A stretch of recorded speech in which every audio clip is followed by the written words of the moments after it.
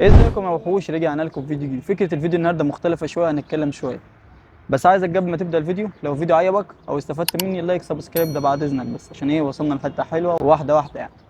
انا بتكلم في الفيديو ده والله مش بجلد حد، بس انا حبيت اتكلم في كام نقطه عشان لو حد ايه عايز يعرف انا ليه اخترت اليوتيوب بالذات، او ليه بصور يوتيوب او السؤال الاول، انت ليه اخترت بالذات اليوتيوب، او ليه بتحب اليوتيوب اكتر من المنصات الثانيه ان كانت تيك توك او الانستا او كواي او الواتس او اي يكن. بان ان في منصات يعني مثلا زي الواتس ده معمول للكلام بس، لكن في الانستا والتيك توك ده معمول ان انت تنزل فيديوهات. لكن اليوتيوب، اقول لك اليوتيوب اول سبب ان ليه جمهور. هتقول لما باقي المنصات ليها جمهور، اقول لك لا، المنصه بتاعت اليوتيوب ليها جمهور مخصوص. يعني الناس داخله لك انت بالذات، مش داخله عمال تتفرج وتقلب وخلاص، او مثلا لقيت انت كويس فتمام. لا، اليوتيوب ليه جمهور مخصوص، ليه جمهور مخصوص. ازاي يعني؟ يعني انا عجبني شريف هتابعه، استناه يوم بيوم، استنى ينزل فيديو يوم السبت هيبقى هتابعه يوم السبت، هينزل يوم الاحد انا اتابعه يوم الاحد، اخش اعمل له لايكات، انفذ اللي هو بيقوله مني، الحاجات دي. اما السبب الثاني واللي هو مش محتاجه اصلا، يعني انا مش محتاج ان انا ابويا يبقى وزير عشان اصور يوتيوب، مش محتاج ان ابويا يبقى صاحب شركه يوتيوب عشان اصور يوتيوب، مش محتاج يبقى معايا فلوس عشان اصور يوتيوب. بالعكس، انت ممكن تبدا بامكانيات بسيطه جدا، بس الفكره ان انت تستمر وتحب الشغل، مش بتصور يعني عشان عايز اصور وخلاص او اخليها هوايه. انا بكره الناس اللي تقول لك انا بصور عشان بس كده بنزل عشان عادي يعني. لا يا باشا، ما تصور وتكمل عشان الناس تتابعك او تعمل حاجه كويسه، يا اما تكملش وتبطل عبط. مش قصدي على ناس معينه والله، بس هي الفكره ليه انت ليه تتعب نفسك ونت وتنزل والناس تضحك عليك ليه ما تنزل عشان الناس تتابعك وعشان هدف معين يا تبقيها. فهم دول السببين. تاني حاجه هنتكلم فيها هم صناع المحتوى. صناع المحتوى في اليوتيوب، عشان الكلام ده الفيديو انا بتكلم عن اليوتيوب نفسه، مش بتكلم على حاجه. صناع المحتوى اللي في اليوتيوب هتلاقيهم احلى من اي حاجه. يعني ممكن تلاقيهم احسن من صحابك الحقيقيين.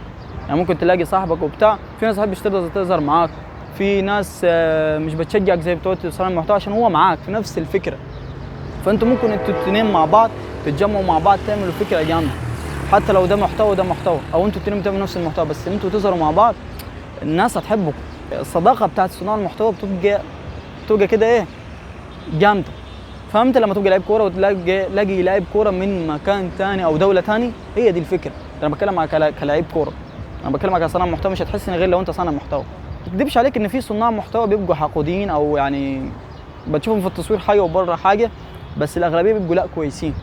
بس دي النقطه اللي بتكلم فيها. دي تاني نقطه. ايه تالت حاجه وهتكلم فيها، وهي سؤال يمكن ناس كثيره بتسال: ابتدي ازاي؟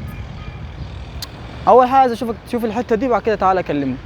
نيجي لاخر حته واهم حته، اكتر سؤال بيتسال لي: ابتدي ازاي سري؟ اخش اليوتيوب ازاي؟ انا بقعد افكر ابتدي امتى واقعد ارسم خطي. حلو الكلام ده جدا، بس خد خطوه ابتدي باي شكل، ابتدي باي طريقه. انت بتشوف دلوقتي ناس كتيره جدا ناجحه باشكال مختلفه جدا، في اللي بيصور بكاميرات بروفيشنال وبيعمل باضاءه وبديكورات، وفي اللي بيطلع بالموبايل وناجح جدا ومكسر الدنيا، والاثنين ناجحين والاثنين ليهم جمهورهم والاثنين بيشتغلوا كل واحد بطريقته. ما تستناش حد، ما تقلدش حد، ما تزهقش بسرعه. دي اهم نصايح ممكن اديها لك عشان تبتدي طريقك في اليوتيوب.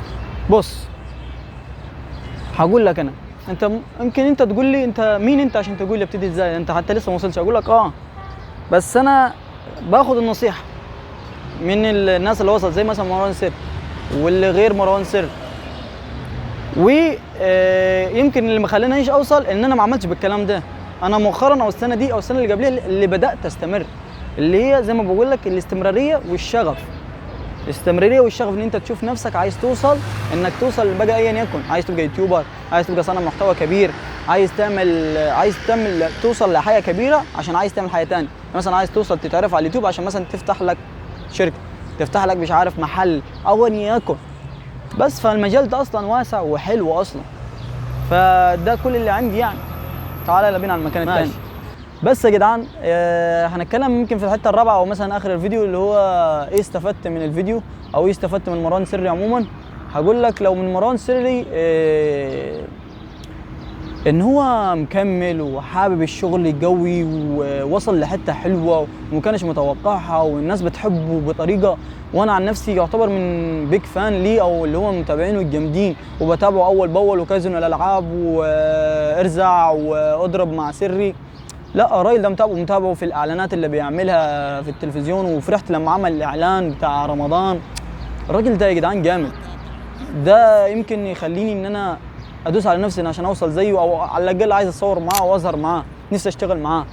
ولو اتكلم على الفيديو نفسه، انا عن نفسي حبيت اليوتيوب وبحب اليوتيوب لحد دلوقتي ومكمل فيه، وان شاء الله هوصل بفضل ربنا، بعد كده فضلكم انتوا ان شاء الله. يعني اتمنى ان انتوا توصلوني يعني باللايك والسبسكرايب، او السبسكرايب يعني هو اللي يوصلني يعني، بس اي حاجه منكم كويس يعني. بس فهو الفيديو ده حكاوي شويه، معلش لو صدعتكم، بس ده يعني حبيت اقول المعلومتين دول. انتظروني الفيديو الجاي. بشكر طبعا ادهم ومازن اللي وقفوا معاي وصوروني، تخيل بقى هو تعبوني شويه بس تمام يعني، بس بشكرهم. انتظروني الفيديو الجاي. سلام.